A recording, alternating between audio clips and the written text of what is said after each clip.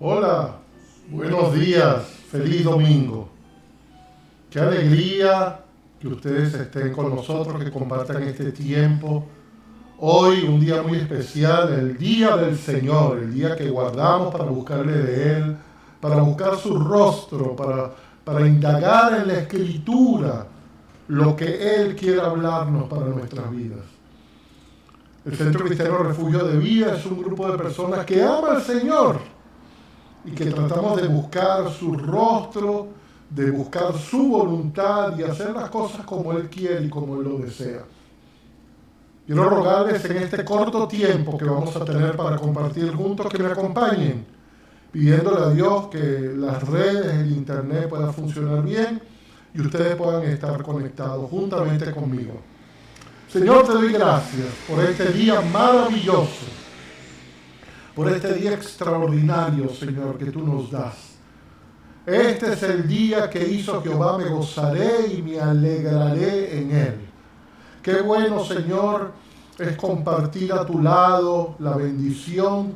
Qué bueno, Señor, es conocer que tú caminas con nosotros y que tu gracia y tu favor están sobre nuestras vidas. Pedimos por la guianza de tu Espíritu Santo. Pedimos, Señor, que nos ayudes a entender la revelación de tu palabra en esta mañana. Y te quiero dar gracias. Bendigo a todas las personas que nos escuchan ahora y los que van a ver y van a escuchar este video. En el poderoso nombre de Jesús. Amén. Bendito sea el Señor. Hoy vamos a hablar, quiero tocar un tema y quiero titularlo Bautizados en la pandemia. Es un tema un poquito extraño, ¿verdad? Quizá le suena un poco extraño. Probablemente la mayoría de nosotros que somos cristianos estamos acostumbrados a escuchar el término bautismo, bautismo en aguas, etc. Y la palabra habla de muchos tipos de bautismos. La etimología de la palabra bautismo o baptizo en el original significa ser sumergido en o sumergirse en. Eso es lo que significa bautismo o bautizar. Entonces, cuando hablamos de bautizados en la pandemia, es que de alguna forma fuimos sumergidos en un tiempo que nosotros hemos denominado pandemia o hemos denominado cuarentena o hemos denominado como sea. Pero quiero, por favor, comenzar yendo a la palabra de Dios. Y quiero que usted me acompañe en Primera de Corintios, capítulo 10. Voy a leer desde el versículo 1 hasta el versículo 6. Por favor, acompáñeme, dice, porque no quiero, hermanos, que ignoréis que nuestros padres estuvieron bajo la nube y todos pasaron el mar. Aquí está hablando del pueblo de Israel. Y todos en Moisés fueron bautizados en la nube y en el mar. Es decir, fueron sumergidos. Por supuesto que esto es una terminología simbólica, ¿verdad? No es que ellos fueron ahogados en el mar, sino fueron sumergidos en la prueba del Mar Rojo y bajo la nube. Todos comieron de un mismo alimento espiritual, todos bebieron de la misma bebida espiritual, porque bebían de la roca espiritual que los seguía, y la roca es Cristo. Fíjense cómo hace el símil entre ese bautismo, ese tiempo y Jesucristo. Pero los demás de ellos no se agradó Dios, por lo cual quedaron postrados en el desierto. Mas estas cosas sucedieron. Y escucha este versículo, 1 Corintios 10:6. Estas cosas sucedieron como ejemplo para nosotros, para que no codiciemos cosas malas como ellos codiciaron. Entonces nos explica que en aquel bautismo, en el agua y en el mar y en la nube, hubo algunos que fallaron la prueba. Es decir, que fueron sumergidos, que pasaron simbólicamente por un bautismo, pero que no fueron aprobados. Es decir, a todos se le dio la misma oportunidad, Dice, pero hay un grupo de los cuales Dios no se agradó y quedaron postrados en el desierto. Y esto lo primero que hace es llamarnos la atención. ¿Ok? Nosotros estamos inmersos, fuimos sumergidos en una pandemia. Fuimos sumergidos incuestionablemente por Dios, independiente del origen o el no origen del virus, o del origen o el no origen de las normas y normativas a las cuales tenemos que estar sometidos, estamos encerrados. Entonces nosotros tenemos que entender qué tenemos que pasar y qué tenemos que aprender. ¿Cuáles son los propósitos del bautismo en general en la palabra? Cuando la palabra habla del bautismo de Juan, habla del bautismo en Cristo, habla del bautismo de fuego, todo tipo de bautismo tiene unos propósitos muy definidos y quiero describírselo. El primero, el bautismo es una señal de morir a lo antiguo y renacer a lo nuevo de Dios. Cualquier tipo de bautismo. Morir a lo antiguo y renacer a lo nuevo de Dios. Entonces, cuando ellos son sumergidos en la nube y en el mar, mueren a Egipto, mueren a la antigua vida para renacer a una vida nueva. Cuando nosotros somos bautizados en agua, morimos al hombre viejo para renacer a una nueva vida en Cristo Jesús. Segundo, el segundo propósito del bautismo, como dice la palabra, es destruir el poder del pecado en nuestra vida. Dice la palabra que el que dice que no peca hace mentiroso a Dios. Pero cuando yo estoy hablando aquí de pecado, hablo de la condición de pecado, de aquella parte de mi carne que todo el tiempo me conduce a pecar y que me derrota día a día porque me lleva a la condenación. A través del bautismo, de eso simbólico que yo hago de morir por un momento en las aguas, o en el caso de Israel de morir en el mar y de morir en la nube o estar bajo la nube, es morir al pecado. Es morir a sus errores. En el caso, como vemos de Israel, eso no se cumplió. Es decir, ellos salieron con los mismos errores. Dice la palabra, Dios no se agradó de ellos, porque no entendieron el propósito. Tercer propósito, la regeneración de la mente y del espíritu. Cuando nosotros somos bautizados, tiene que cambiar nuestra mente. Y yo quiero que todos estos propósitos usted los vaya pensando con respecto a la pandemia. ¿Cuáles son los propósitos de meternos simbólicamente de Dios, de meternos bajo, de sumergirnos en una cosa que hemos llamado pandemia? ¿Para qué? Bueno, indudablemente que es para tratar con nosotros. Y una de las cosas es que tenemos que cambiar la mente. ¿Sabe? El mundo ya cambió. El mundo ya está siendo transformado. Ya se habla que la educación nunca va a volver a ser igual, que probablemente vamos a tener educación ya a distancia. Los negocios no van a ser igual. La forma de ir a la oficina no va a ser lo mismo. La forma de interrelacionarnos con las personas a nivel público probablemente vaya siendo transformado. Entonces, el mundo ha cambiado. Aunque nosotros estamos encerrados en nuestras casas y no lo hemos previsto, no lo hemos visto exactamente porque todavía no hemos salido, pero el mundo ha cambiado. Entonces nosotros tenemos que comprender primero en nuestra mente y en nuestro espíritu cómo entrar en este mundo diferente. ¿Qué hacer? Porque Dios se encargó de cambiar el mundo. Quiero leerles en la palabra Colosenses, el libro de Colosenses, capítulo 3.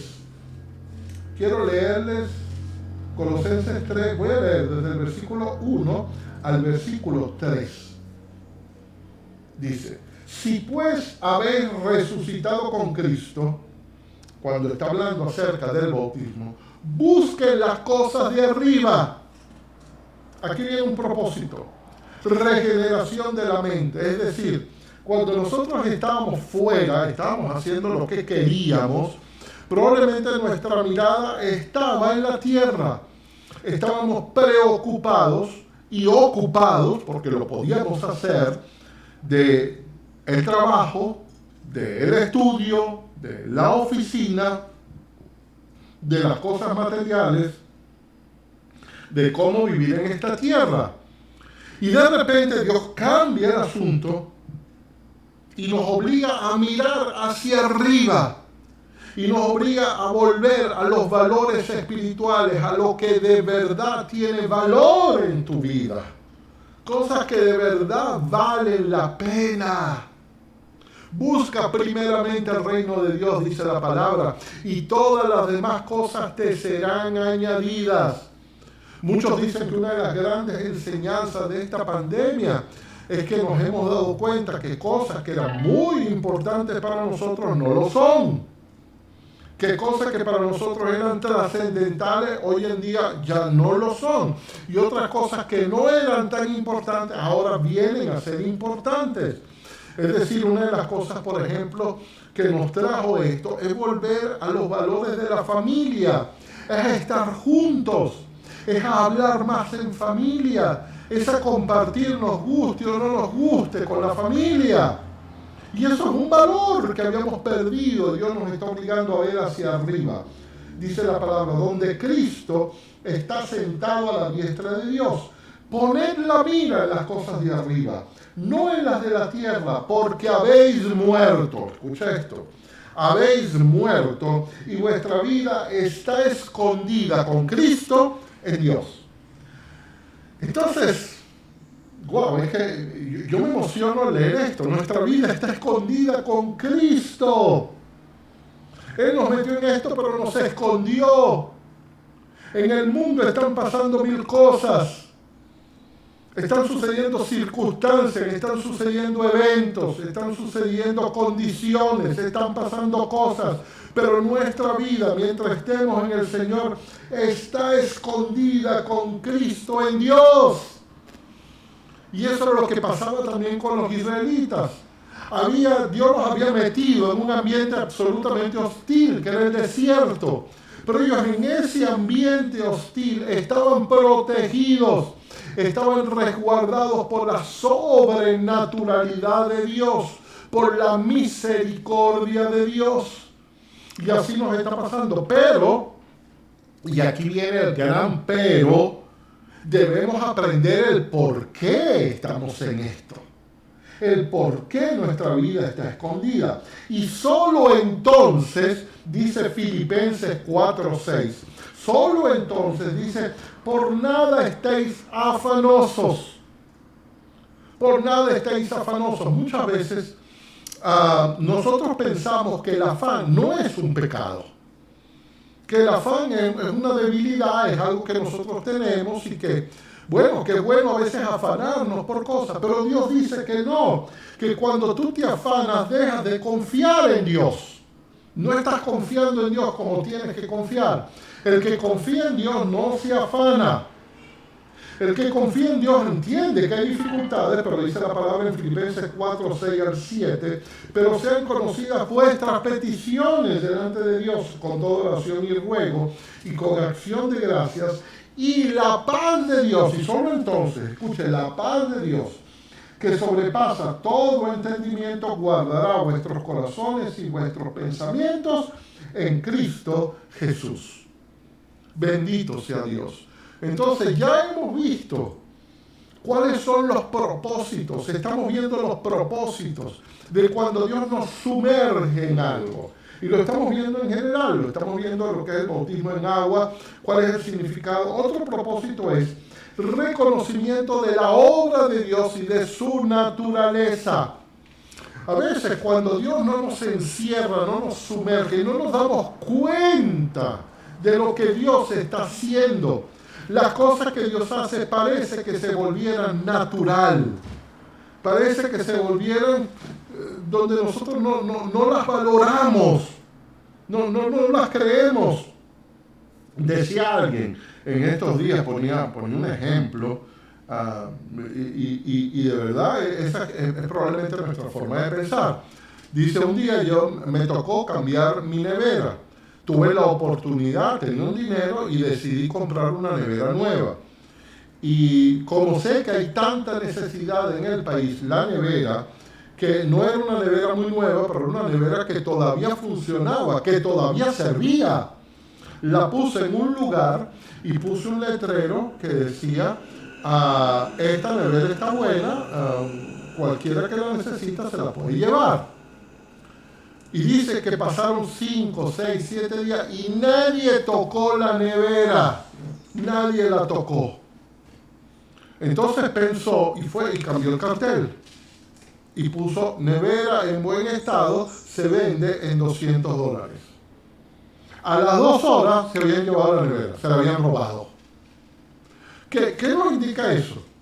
Que hay cosas que nosotros ni creemos, que lo vemos todos los días y ya no lo creemos porque nuestros valores se han trastocado. Entonces decimos, ¿quién va a poner una nevera que funcione? ¿Quién va a poner algo que funcione en esta vida? Nadie. Pero cuando le damos un valor, entonces de repente la gente sí va detrás de eso. Entonces lo mismo es reconocer el valor de la naturaleza de Dios, el valor de lo que Dios está haciendo. Entonces, uno de los propósitos del bautismo es ese, que nosotros podamos entender en profundidad lo maravilloso que es nuestro Dios, lo omnipotente que es nuestro Dios, lo capaz que es nuestro Dios de sustentarnos en momentos de grande dificultad y de grandes problemas. Éxodo, capítulo 14. Leo del versículo 29 al 31. Y los hijos de Israel fueron por el medio del mar en seco, teniendo las aguas a su derecha y a su izquierda. Así salvó Jehová aquel día a Israel de la mano de los egipcios. E Israel vio a los egipcios muertos a la orilla del mar, y vio Israel aquel grande hecho que Jehová ejecutó contra los egipcios. Y fíjense lo que dice, y el pueblo temió a Jehová y creyeron a Jehová y a Moisés su siervo. Es decir, la prueba, el bautismo, hizo ver lo tremendo que era Dios y pudieron creerle, pero tuvieron que ser sumergidos en esta prueba. Otro propósito del bautismo es la obediencia, es aprender a obedecer. Y esto fue algo que los israelitas no hicieron. No lograban obedecer, les costó, eran rebeldes. Había cosas que Dios les ordenaba. Dios tenía propósitos cuando ordenaba algo. Dios, inclusive, él les dio una legislación, les dio leyes para hacer cosas. Y probablemente fue demasiado extensivo en las cosas que les obligaba a hacer. De tal manera que probablemente ellos decían, bueno, pero esto que nos propone Dios realmente no se puede cumplir. Pero eso era, número uno, para que ellos aprendieran a obedecer, y número dos, para que entendieran que ellos tenían una naturaleza que sin la ayuda de Dios no era posible caminar en esta tierra en obediencia. El viernes pasado leímos una ley un poquito extraña que decía, si el asno de tu enemigo, si tú ves el asno de tu enemigo muy cargado, por favor aliviale la carga al asno de tu enemigo. ¡Qué cosa tan extraña! No solamente había que ayudar al enemigo, había que ayudar al burro del enemigo. Pero ¿por qué lo hacía Dios? ¿Qué valor él quería destacar? Primero, él sabía que eso iba a costarles. ¡Wow! Si nos cuesta ayudar al enemigo, ¿cuánto más le vamos a quitar valor al burro de mi enemigo? O al asno de mi enemigo. Pero Dios decía, hazlo, obedece. Haz las cosas como yo te digo. Y el último propósito que quiero describirles es enseñarnos a depender sobrenaturalmente de Dios. Enseñar a depender sobrenaturalmente de Dios. Eso se los enseñó Dios o trató de enseñárselos en el desierto. Era una escuela.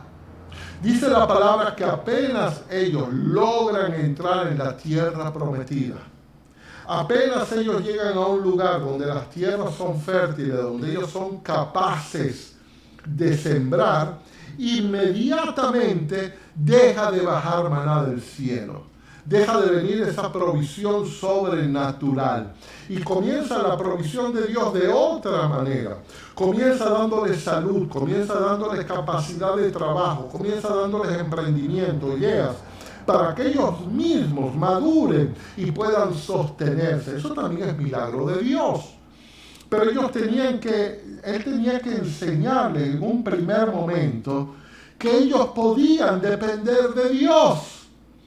Que Dios era suficiente para sostenerlos, que era suficiente para sostenerlos con ropa que no se dañara, que era suficiente para sostenerlos en medio del desierto con agua, que era suficiente para sostenerlos en medio de un lugar donde no había cómo sembrar y donde obtener comida, podía sostenerles con comida. Era suficiente para sostenerles sanos. ¡Wow! Eso es lo que tenemos que aprender nosotros en este bautismo, de que Dios es sobrenatural y que Él es capaz de sostenernos y de sostenernos de una forma sobrenatural cuando sea necesario.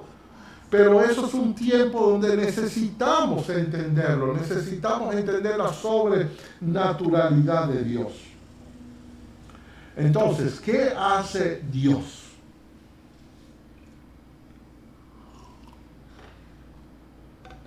Quiero llevarle un momentico por este relato de nuevo. Primero, sumerge al pueblo de Israel y quiero que esto lo compare con lo que está pasando hoy en día con nosotros. Primero, sumerge al pueblo de Israel en un ambiente absolutamente hostil. ¿Cuál es el ambiente de la pandemia? Un ambiente absolutamente hostil. Es decir, no es un ambiente al que estamos acostumbrados. No es un ambiente en el cual nos sentimos cómodos. No nos sentimos bien en este ambiente. Nos sentimos mal, nos sentimos incómodos. Es un ambiente donde estamos llenos de incertidumbre. Es un ambiente lleno de ansiedad. Es un ambiente donde no podemos trabajar. No podemos producir. Especialmente al hombre o a los que son... A las mujeres que son sostén de hogar se sienten mal porque dicen no puedo producir para mi casa, no puedo traer alimento para mi casa, no puedo darle de comida a mis hijos. Entonces, lo mismo le estaba pasando a Israel, los introduce en un ambiente hostil, el desierto. Y en un ambiente de incertidumbre, cuando ellos son introducidos, ellos sencillamente van. Dios no les dice que los va a sostener de la manera como los sostiene. Ellos saben que al atravesar el Mar Rojo van a entrar en el desierto. No saben, no conocen el tiempo que van a estar vagando en ese desierto. Nosotros todavía no sabemos. Aquí en Venezuela, en nuestro ambiente, acaban de decir que se va a extender un mes más la emergencia nacional y probablemente esta emergencia nos va a llevar hasta diciembre, pero realmente no lo sabemos. Entonces, todo esto aplica no solamente a lo de ahora, no solamente a lo que ya pasó, sino a lo que viene en el futuro. Segundo, los encierra enviándolos a vagar durante 40 años. ¡Wow! ¿Cuánto tiempo vamos a estar nosotros en esto? No lo sé. Pero eso es parte de la lección. Y yo me imagino que algunos entendían y sabían, mira, pero ya por aquí pasamos. Hace un mes pasamos por acá, hace 2 meses pasamos por acá, estamos volviendo a pasar, Moisés. Pero ese era el plan. El plan era hacer circuitos hasta que aprendieran. Dependiendo de cómo se movía la nube, ellos tenían que moverse. Tercero, en un lugar los encierra sin agua, sin comida, nada que hacer, como cultivar o trabajar, apenas tenían que recoger el maná diariamente. Y dependiendo absolutamente de Dios. Y no nos está pasando eso un poco a nosotros. No tenemos en determinado momento decir, Señor, dependo absolutamente de ti. Ya no tengo el dinero, ya no tengo la forma, ya no hay comida, ya no tengo dónde buscarla, ya ni siquiera me permiten salir a buscar la comida y todo lo que tengo que buscar, no sé cómo hacerlo. Entonces Dios pide que dependamos de Él y nos encierra para que dependamos absolutamente de Él. Luego, los envía a un lugar, fíjense lo hostil que era. El desierto de día es sumamente caliente, con temperaturas que alcanzan los 50 grados centígrados, un calor terrible. Pero de noche, las temperaturas bajan a temperaturas de menos 0 grados centígrados. Entonces era un calor terrible en el día, pero era un frío penetrante en la noche. Y en ese ambiente yo les envío una nube y les envío una columna de fuego. La nube los protege en el día del sol y la columna de fuego les da calor. Pero dependía, y aquí es lo interesante, dependía de que ellos estuvieran debajo de la nube. La nube no se movía con ellos tenían que moverse con la nube. Gloria a Dios. Y esta es una de las grandes enseñanzas. Movámonos con la nube de Dios. ¿Dónde está la nube de Dios que nos protege? ¿Dónde está la nube de Dios que nos protege? De hecho, cuando la nube se movía, porque la nube era algo físico que ellos observaban, ellos veían hacia arriba y había una nube. No describe exactamente cómo era, pero era una nube, debía ser una nube impresionante. Ahí estaba, y de repente, mientras ellos estaban durmiendo, o estaban acampados, o estaban tranquilos, estaban relajados, la nube comenzaba a trasladarse. Y cuando la nube comenzaba a trasladarse, ellos entendían, llegó el momento de movernos. Vamos a movernos. No nos podemos quedar aquí porque nos salimos de la protección de Dios. Entonces, nosotros tenemos que entender el timing de Dios. Tenemos que entender el tiempo de Dios. Tenemos que ver cómo Dios se mueve en medio de esto que estamos viviendo. Cómo Dios se está moviendo. Y de acuerdo a cómo Dios se está moviendo, nosotros tenemos que movernos. Si la nube se mueve, yo me muevo. La nube representa el lugar de Dios para mí. El lugar de la bendición, el lugar de lo sobrenatural de Dios, el lugar donde Dios me puede sostener, sea sobrenaturalmente o sea protegiéndome y haciendo que yo mismo produzca, pero ver la provisión de Dios. ¿Qué principios aprendo de todo esto? Porque vámonos ahora a lo práctico. Ya hemos tenido una larga descripción. Y quiero aquí irme a leerles Primero de Reyes capítulo 17. Y quiero leer un pasaje donde habla de Elías, el profeta Elías. Y quiero leerle un par de cosas de lo que Elías pasó, que de alguna forma tiene que ver con esto de estar en el lugar donde Dios quiere que estemos. Y dice, Primero de Reyes capítulo 17, versículo 1 en adelante. Voy a leer más o menos hasta el versículo 6 en principio. Dice, entonces, Elías Tisbita, que era de los moradores de Galaad, dijo a Acab, que era el rey de aquel momento, Acab, vive Jehová Dios de Israel, en cuya presencia estoy, que no habrá lluvia ni rocío en estos años, sino por mi palabra. Es decir, hace un decreto de juicio. Ata el futuro de Israel, lo ata a su palabra. Dice, de hoy en adelante no va a haber ni siquiera rocío, no va a haber agua de ninguna manera sobre Israel, no va a llover. Por la cantidad de años que yo determino, que mi palabra determine, en el nombre, por supuesto, del Señor. ¿Cuál fue la causa de este juicio? ¿Por qué Dios declara este juicio? Y veámonos nosotros con respecto a lo que nos está pasando. ¿Por qué Dios declaró el juicio? La causa la podemos encontrar en Primera de Reyes, capítulo 18, versículos 17 y 18. Un poquito más adelante vemos la causa.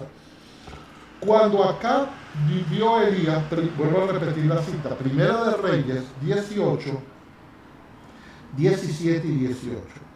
Cuando Acab vio a Elías, le dijo: ¿eres tú el que turbas a Israel? Es decir, ¿tú eres el que hace que todo esto esté pasando? Y él le responde: yo no he turbado a Israel, sino tú y la casa de tu padre, dejando los mandamientos de Jehová y siguiendo a los Baales. Entonces uno dice, bueno, ¿Dios realmente hizo esto? ¿O esto sencillamente es consecuencia de algo que el hombre ha hecho y que básicamente es alejarse de Dios? Estamos entrando en un tiempo muy difícil, primero de entender. Algunos lo llaman la posmodernidad, en algunos países hasta se llama el poscristianismo, porque es un tiempo donde el único raro termina siendo el cristiano. Parece que el único que es extraño es aquel que piensa con los valores judeo-cristianos como la palabra los habla. Parece que hay que tener hoy en día una mente abierta, una mente amplia, de aceptar una cantidad de cosas equivocadas, de aceptar matrimonios de todo tipo, de aceptar relaciones de cualquier índole, y eso nos hace inteligentes, parece que nos hiciera sabios, y nos hiciera de una amplitud de mente que todo el mundo termina admirando. Pero cuando hablamos de ser creyentes, de ir a los principios de la palabra, de creer lo que Dios dice que tenemos que creer, entonces somos retrógradas. Hay países hoy en día como Islandia que se ha declarado primer país ateo en el mundo, ha dejado de creer en Dios. Quizás no porque todos los que viven ahí, pero oficialmente sí, nosotros no creemos en Dios. Entonces hay un mundo que se está apartando de Dios. Entonces Dios tiene que hacer un llamado de atención, como en el tiempo de Elías, hace un llamado de atención. Dice, bueno, lo que yo voy a hacer es que voy a dejar que ya no haya lluvia. Y vino palabra de Jehová, Primera de Reyes 17:2, sigo con lo que había dicho. Y le dijo a Elías: apártate de aquí y vuélvete al oriente. Escucha, y escóndete en el arroyo de Querit, que está frente al Jordán. Dios sabía que Acab iba a buscar a Elías para matarlo. Y diseña una estrategia, esconde a Elías. Nosotros muchas veces no entendemos que Dios tiene estrategias y que tenemos que ser sensibles a escuchar la voz de Dios. A veces nosotros queremos ser más espirituales y más sabios que Dios. Y decir, no, yo me quedo aquí. A mí nada me va a tocar porque Dios me va a proteger. Pero fíjense que eso no es lo que dice Elías. Dios le dice, escóndete. Elías no dice, bueno, Señor, yo di tu palabra. Yo tengo que ser protegido por tu palabra. Yo tengo que ser protegido por ti.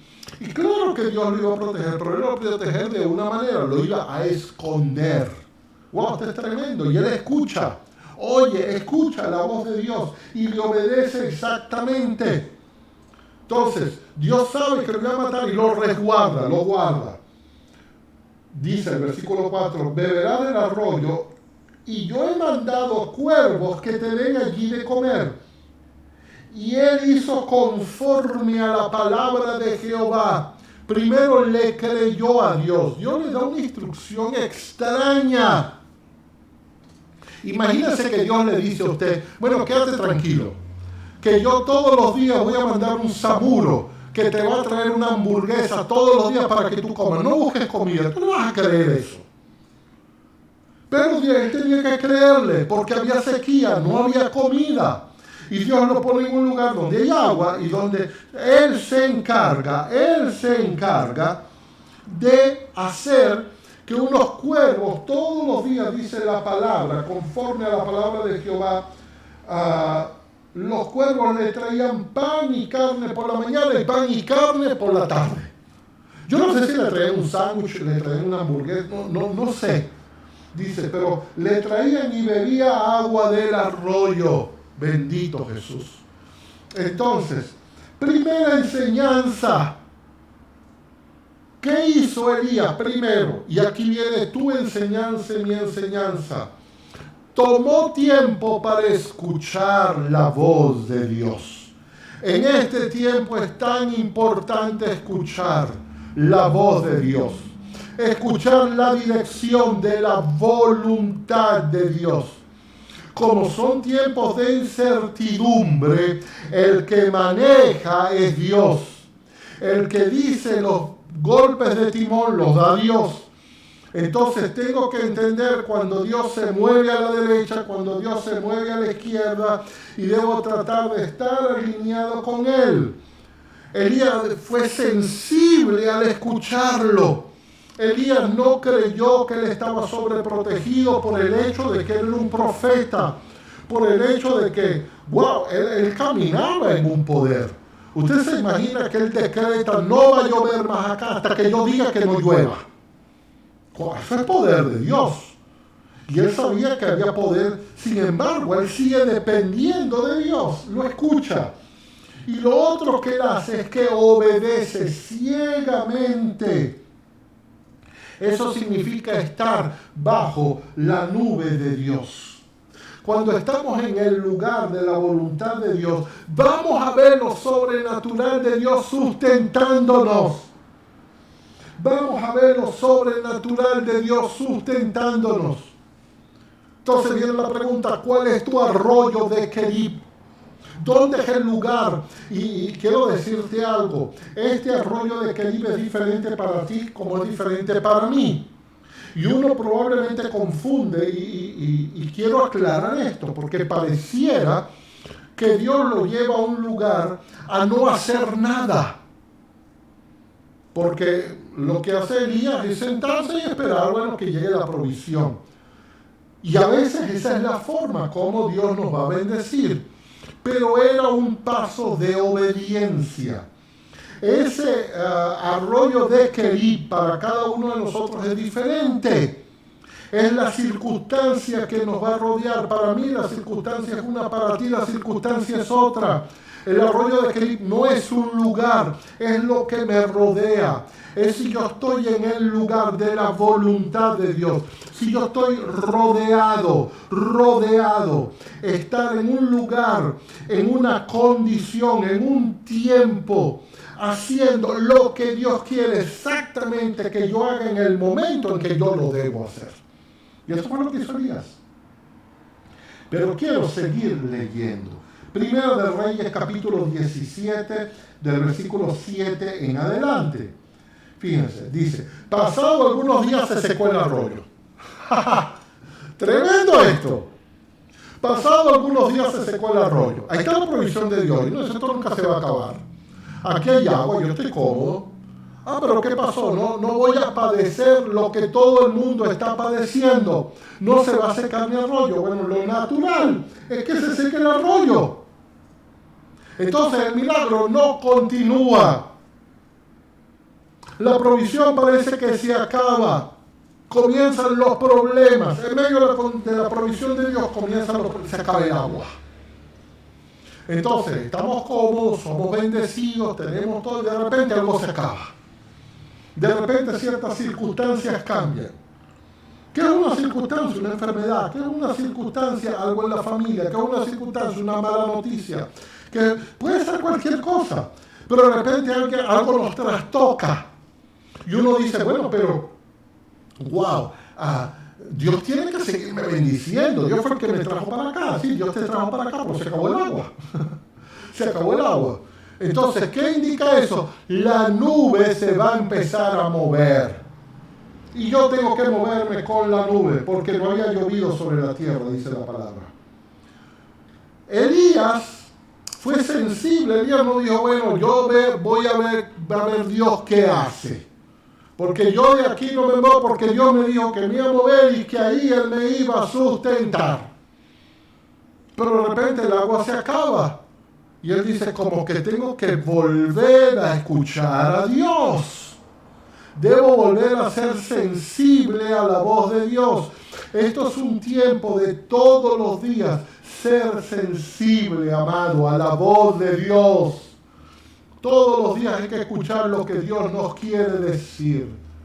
Las circunstancias nos van a hablar, las cosas nos van a hablar, lo que pasa en la nación nos va a hablar, lo que el gobierno decide nos va a hablar, lo que sentimos nos va a hablar. Y dice el versículo 8, vino luego palabra de Jehová diciendo, Dios le vuelve a hablar y le dice, levántate y vete a Sarepta de Sidón y mora allí. Y aquí yo he dado orden a yo una mujer viuda que te sustente. Le cambia los planes, mueve la nube. Dice, no, pero yo estoy cómodo acá, a mí las cosas me van bien acá, tú me has sustentado, ¿por qué me vas a cambiar la seña? ¿Por qué ahora me vas a enviar una cosa de incertidumbre? Una mujer, ¿quién es la mujer? ¿Dónde es la mujer? Una viuda además. Pero dice la palabra, deja, tranquilo, yo te voy a enviar. Yo te voy a enviar y te voy a sostener allí donde tú vas a estar. Entonces él se levantó y se fue a Sarepta. Y cuando llegó a la puerta de la ciudad, aquí una mujer viuda que estaba allí recogiendo leña, él la llamó y le dijo, tal como Dios le dijo, ahí estaba la viuda. Y fíjense, esto también, quiero que subraye esto, porque a mí muchas cosas, yo he predicado sobre este pasaje muchas veces, pero hay cosas que se me pasaban por alto. Dice, te ruego que me traigas un poco de agua en un vaso para que beba. Es decir, él venía con una necesidad. Cuando la nube se mueve, también se mueve tu necesidad. Es decir, Elías por un tiempo estuvo sin comida y estuvo sin tomar agua. Iba a haber momentos en esta pandemia de gran incertidumbre, sin comida y sin agua.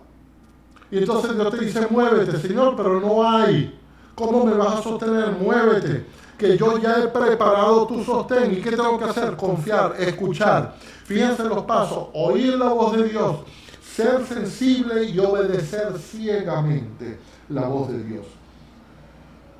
Elías llegó con sed, indicio que no había podido tomar agua, pero seguía dependiendo de Dios. Y ya usted conoce la historia. Llega donde una mujer que ya había decidido morir. Ella dijo, tú me pides comida, pero yo vengo aquí, voy a cocinar una torta, una arepa en el fuego, me queda un poquito de harina, un poquito de aceite, mi hijo y yo la vamos a comer y después de eso vamos a morir. Y Elías le da una palabra y le dice, no vas a morir, vas a vivir. Pero esa palabra no solamente era para ella, era para él. Y esta es la palabra para tu vida. No vas a morir, vas a seguir viviendo en la sobrenaturalidad de Dios.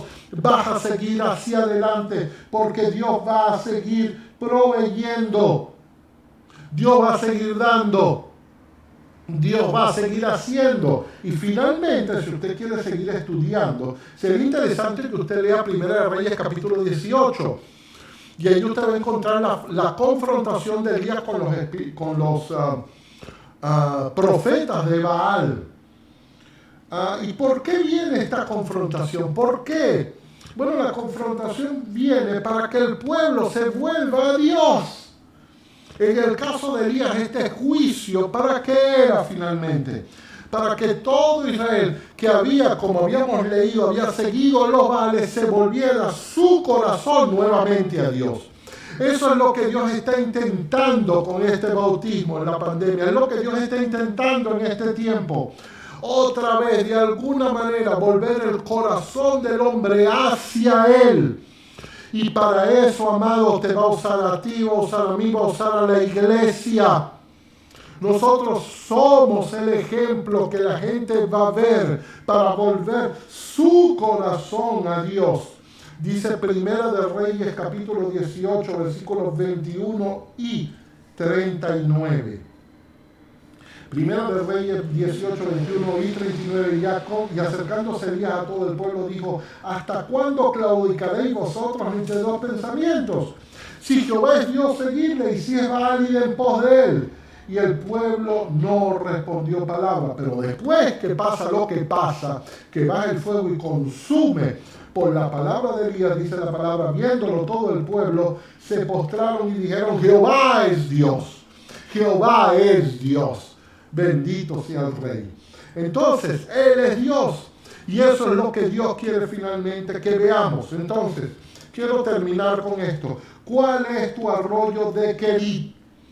¿Cuál es tu arroyo? ¿Cuál es mi arroyo de Querit? ¿Dónde es el lugar donde en este tiempo Dios nos va a guardar en este bautismo? ¿Cuál es el desierto donde Dios te va a llevar? ¿Dónde es el lugar de la protección? No importa si allí hay agua, si allí hay comida, Dios va a hacer que en ese lugar, en ese tiempo, de esa manera Él te va a proteger sobrenaturalmente.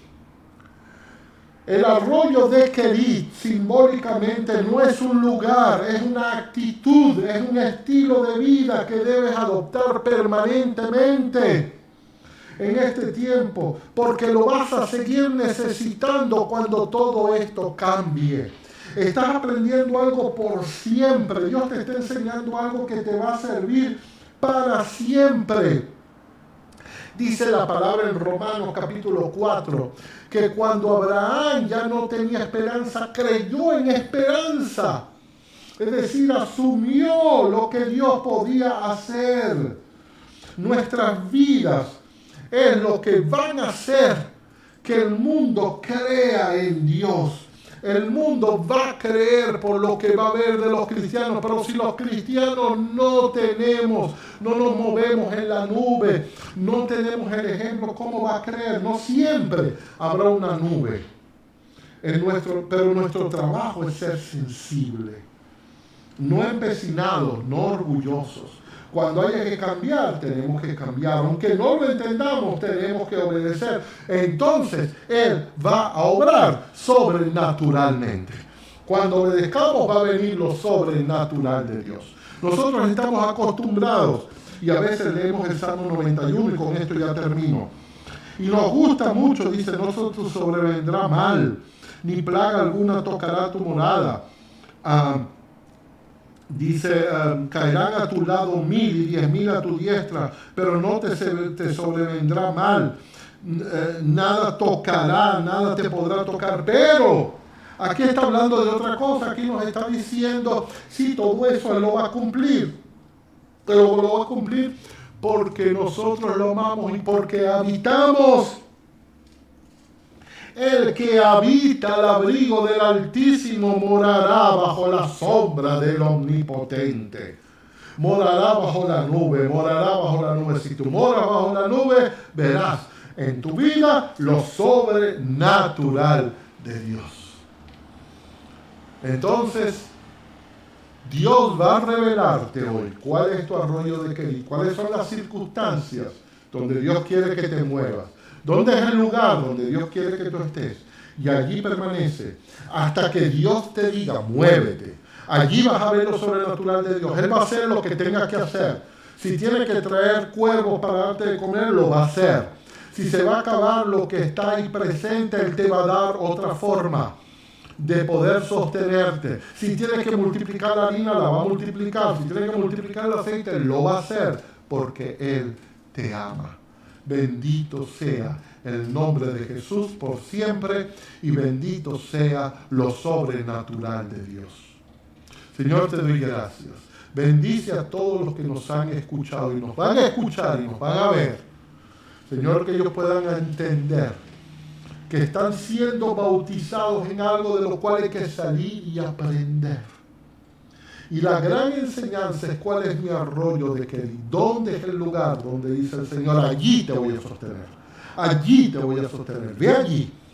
En Sarepta, allí te voy a sostener. Allí te voy a sostener. Gracias, Señor. Bendito sea tu nombre.